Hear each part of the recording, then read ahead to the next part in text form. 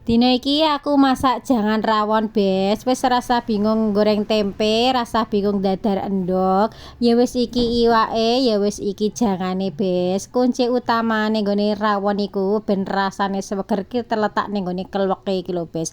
Nek keluweke tuwek rupane ireng pekat kaya ngene iki dijamin kok keluweke rasane seger. Keluwekku ki mang wis rada garing bes, wis kesuwen. Dadine iki tak godhog dhisik ben kok iso nglembek.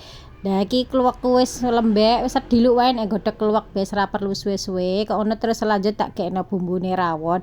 Bumbune rawon wis ora perlu tak sebutno meneh bes. Soale iki aku wis sering masak jangan rawon. Ngene tak sebutno siji-siji. Sida meniren lambeku. Lah sing bagi lagi ndelok videoku masak jangan rawon, tenang wae. Tak tulis ning ngene caption bumbune bes. Lah bumbune iki sebar tak blender terus tak gongso. Aja lali dikeki aromatike apa iki jenenge serai godhong jeruk karonan keningar bes. Keningar ki ben makin seger. Nek gak ndek keningar ya iso di skip ora masalah bes.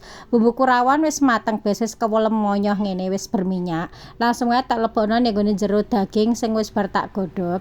Lah daging digodhog ki mas ora perlu tak video ya bes ya, mesti wis iso to carane godhog daging.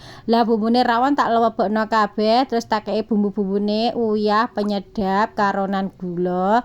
Karena niki ape tak kei asem jawa saitik wae ora akeh-akeh. Terakhir tak wur-wuri karo irisan bawang pre bes. Wis iki tinggal diaduk-aduk wae dienteni umupe. Lah iki jangane wis umup bes. Saiki ayo diicipi piye rasane. Lah iki tak icipi dhisik bes. Nah tak sebuli dhisik ben ora panasen lambeku. Rasane jangan rawon bes. Nah, iki rawone wis mateng bes, tinggal dipateni kompore wis siap digawe sarapan. Ambune ya seger tenan bes, kaya jangan rawon ambune.